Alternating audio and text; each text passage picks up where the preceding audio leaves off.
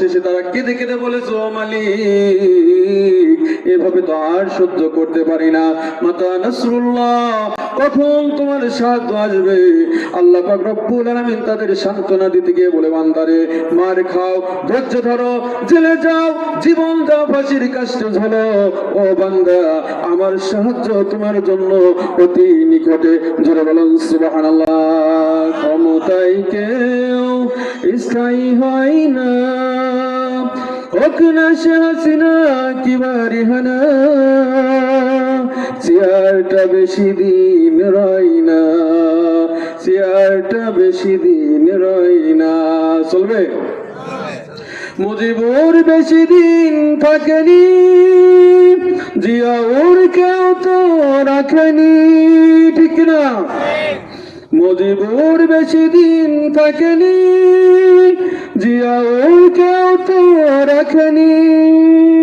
এরশাদ চলে গেছে পৃথিবী ছেড়ে, এরশাদ চলে গেছে পৃথিবী ছেড়ে, কেউ আর তার কথা কয় না, ঠিক না?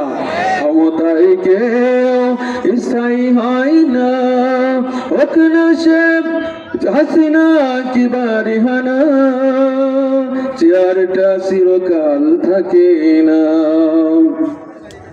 হাসিনা ক্ষমতা ধরে রাখতে আয়না ঘর বানিয়েছিল,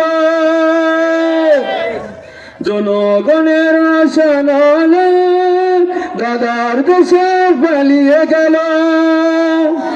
হাসিনা ক্ষমতা ধরে রাখতে আয়না ঘর বানিয়েছিল, জনগণের আশানালে দাদার দেশে পালিয়ে গেল।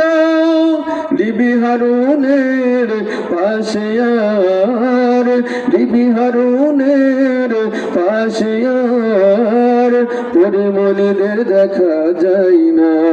ক্ষমতায় কেউ স্থায়ী হয় না, হোক না সে খালেদা কিংবা হাসিনা, চেয়ারটা চিরকাল রয় না, ঠিক কিনা? ফিরাউন চেয়েছিল, কিন্তু আল্লাহ পাক রব্বুল আলামিন তার ক্ষমতা সুবাহে সুবাহে তাকে শেষ করেছে। নমরুদ চেয়েছিল টিকে থাকতে, আল্লাহ ল্যাংড়া মশা দিয়ে তাকে বিদায় করেছে, ঠিক কিনা? আব্রাহা চেয়েছিল আল্লাহর ঘরকে ধ্বংস করার জন্য, আল্লাহ পাক আবাবিলকে দিয়ে তাকে ধ্বংস করেছে।